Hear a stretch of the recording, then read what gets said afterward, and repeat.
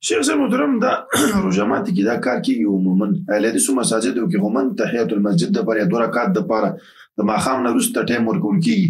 نو په رمضان کې چې روژه ماتي ته وکړي آیا دا ماښام لمونځ لږ لیټ کول لاسي عمل؟ د ماښام اذان او د ماښام د مانځه تر مابین دومره مسافه ورکول پکار دي چې په هغې کې دا 2 رکعاته لمونځ وشي.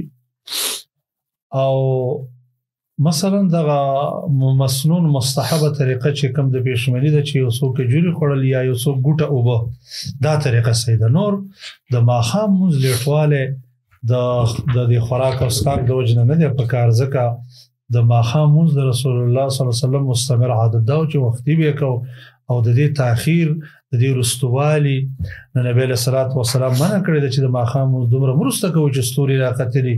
هله خوراکونو کې مبتلا یو خوراک کوي تر دې پورې چې ډېر ټیم تیر شي او بیا راپاڅېږي مانځه ته. دا طریقه د نبوي سنت خلاف ده، بلکې نبی علیه السلام په کجورو یا په اوبو باندې روژه ماته کړه، بیا یې لمونځ وکړو، د هغې نه وروسته به نور خوراک.